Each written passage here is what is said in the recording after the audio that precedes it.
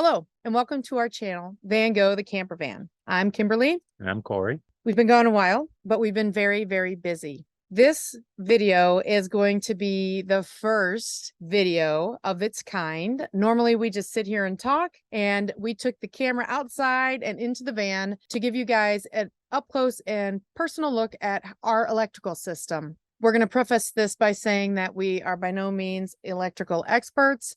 Corey did all of the work. I think he did a great job. We are, of course, always open to feedback and hope that you guys share any information in the comments for advice, things that we could have done differently, things that other people should do differently. We want to make sure that you stay with us throughout the whole video because we have a lot of, we feel, really valuable information for people that are looking to put in an electrical system in their van. So we have solar and shore power. It's a pretty complex system, especially for newbies. Not only are we going to go through the schematic, but we will also walk you through our electrical system within the van. The first thing that we're going to do is walk you through the schematic, and then we're going to physically take you out to the van and walk you through the electrical as it's been installed in the van. So if you watch through the whole thing, you're going to get a walkthrough of the van, what's active, what's actually in there, the components installed, and you're going to get a walkthrough of the new schematic. Make sure that you stick through to the end. And we hope you enjoy what we have. When we first started out, we were trying to figure out our electrical setup for the van. We were at the mercy of the internet. We had resources of what other people did in their vans. We had ideas of what we wanted to do in ours, but no step-by-step from the beginning to end power setup, primarily because everybody's van is different. The best resource we found was from a gentleman at Greenway RV in Wisconsin Rapids, Mark, where we went to buy our Victron Multi Plus. While we were there, we realized that Mark had experience working with people setting up solar systems in their vehicles. Corey and Mark emailed back and forth, and Corey gave Mark the components that we were planning on using in our van, at least what we knew at the time. And Mark from Greenway RV was kind enough to email Corey this schematic. While it wasn't exactly what we were using, it was clear enough and was a good jumping off point. Even though we had instructions from each of the manufacturers of our components, the schematic from Mark, we still had a lot of questions, and we relied heavily on internet resources to try to figure out which components to use and exactly how we should wire our system. This image is where we have all of our electrical components housed. They are all under the bench seating in the rear of the van on the driver's side. The main components of our current system will be listed with links in the description. They are 4 100-watt Renogy solar panels, Renogy Rover 40-amp MPPT solar controller, a 12-volt 200-amp-hour lithium iron phosphate Renogy battery, a Victron Multi Plus 12 2000 8050 inverter charger, Victron Smart Shunt, solar circuit breaker, 300-amp fuse, kill switch, 12-volt and 120-volt circuit breaker fuse control panel or the distribution center, and a shore power inlet. Once we had that information, the next step was figuring out what wiring to use for each of the components. Actually, just start with the schematic because they'll have a picture of that. I'm going to cut all this out. So they're going to be looking at this. And I can highlight and circle things as you talk through it. So I shouldn't say that at all. No, you don't need to. You can Well, I talk think about it was that. good because that way, wouldn't that lead into this? Yeah. Okay, we're going to leave this part in. Go ahead. I'm ready. So to begin with, from the solar panels to the solar controller, they provided 10-gauge wire, which I used, but I did cut a little end off to go from the circuit breaker to the controller. Then from the controller to the battery, they also provided 10-gauge wire. So we used that. From the battery to the kill switch, we had to get 2 alt wire. It's a huge 3/8-inch cable. And that also went from the negative part of the battery to the smart shunt. From the other side of the smart shunt, I used 6-gauge wire that went to the distribution center on the 12-volt side. And that was the positive and negative.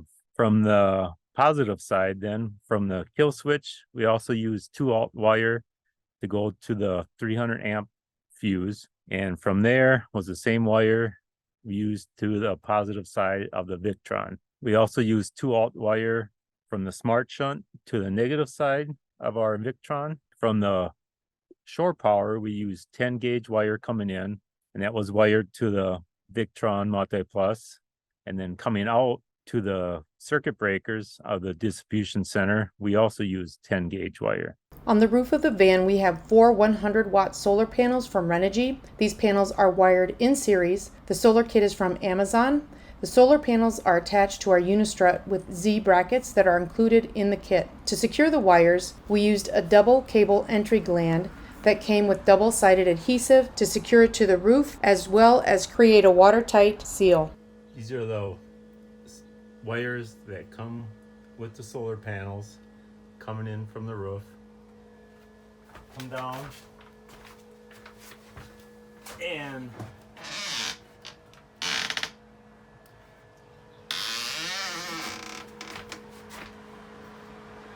they first come into a solar circuit breaker,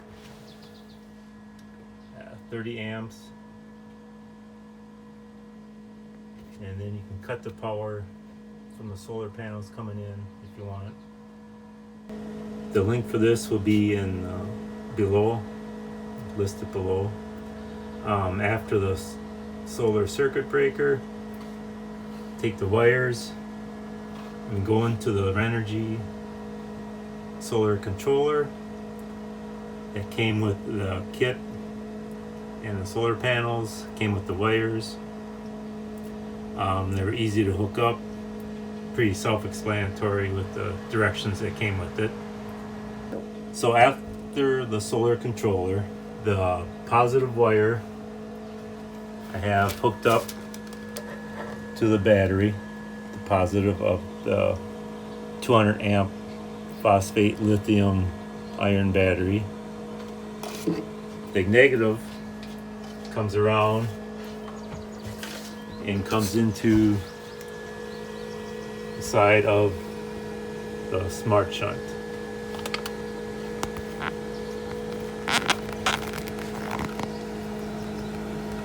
So we have the negative cable coming from the solar controller into the smart shunt, and the other side, the negative cable goes to the battery. The red wire is the positive to the battery. It powers the smart shunt. The bigger cable is from the Victron Multi Plus 2000. That is hooked up in here, along with the positive battery cable, which goes to a 300 amp fuse. From there, we have a on and off kill switch for the battery, so if anytime you want to work on it, you can just turn it off and you will have no power. And then from the kill switch, positive cable goes to the positive of the battery.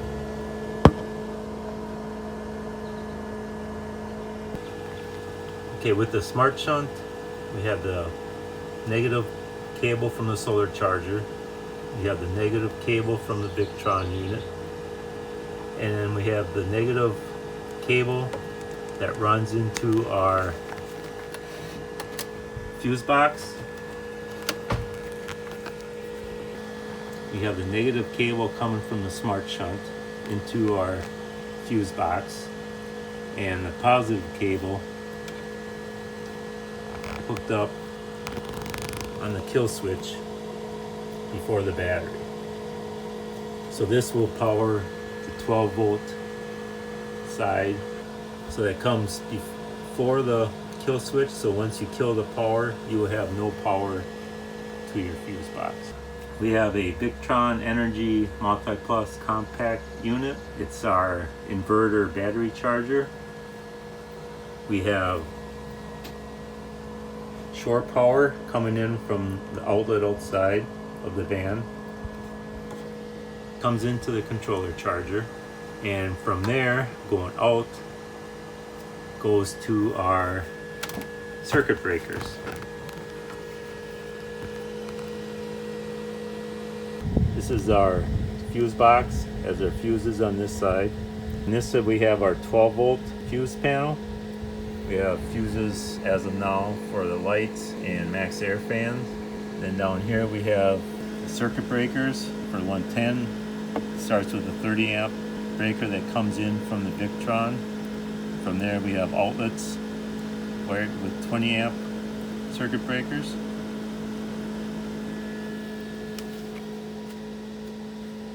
This distribution center has the power split up into two separate areas, as you saw in the front. The top area deals with the 12 volt, and these lines that come out feed our 12 volt items in the van. So we have our max air fans are 12 volt, our puck lights are 12 volt. We will also have a 12 volt refrigerator. So anything that's 12 volt is going to come out of the top part of the panel. It will require a fuse and then a lines to actually feed the power. The bottom half, and this is like, so this top half is like it's like a vehicle fuse panel. So everything that is going to get powered through here, even this fan, which is running from the 12 volt from that, it has a fuse in there and it's being provided power from the top half. All of our 120 volt power comes out of the bottom half, and it's like your circuit panel at home inside your house. So each of these has its circuit breaker, which will provide power to the different areas of the van. We have these outlets. There's one right here on this side of the bench. We've got one on the opposite side of the bench. They face on the outside. We also have 120 going up to the front of the van. So you follow the wires here. That's a nice, we'll organize these. But you follow these wires, and this particular wire for 120 goes up, and currently the only thing that it's providing power to, and it's back behind this wall, is this outlet right here. So that's on the front of our front bench. We plan to add 2 under cabinet lights for this front bench.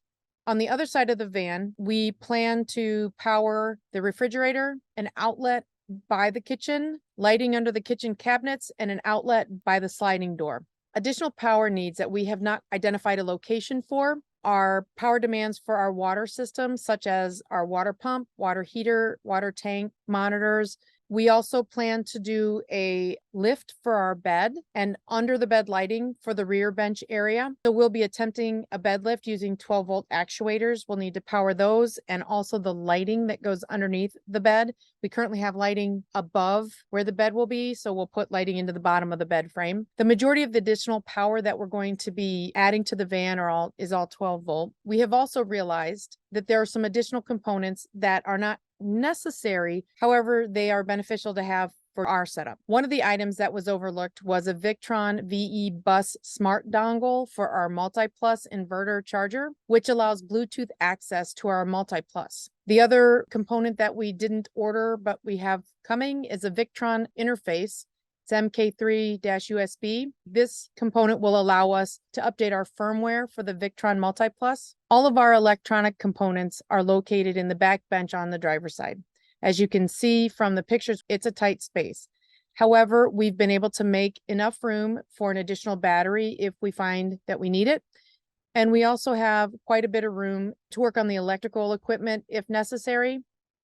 Here is an updated schematic that we created that includes all of the components that we currently have and are expecting to have in the van. You'll see that we have the Bluetooth BT1. It's just connected to the solar controller. Okay, so one of the things that we didn't necessarily show you was the BT1, which is Renogy's Bluetooth adapter for the solar controller, and that's wired directly into the solar controller. We also have the Renogy One panel that displays pretty much just the information of the battery and the solar controller. And that's just wired directly to the battery itself. It just provides power to operate the screen. This other component that's up at the top is the dongle that is going to be attached to the Victron that will allow us Bluetooth access to the Victron itself. So these are all the components that will physically be in the van. The other Victron accessory is a component that we use an Ethernet cable to plug into the Victron Multi-Plus to update the firmware, and it doesn't stay attached to the Victron Multi-Plus. We are clearly not experts in this area. However, We feel that we've done a pretty good job of setting up our electrical. Everything we currently have installed works. We certainly hope you enjoy this video. If you have any questions or comments, please put them below. We look forward to hearing your feedback on our system. Thanks for watching our video. Please like and subscribe to our channel and let us know if there's anything you want us to share with you in the future.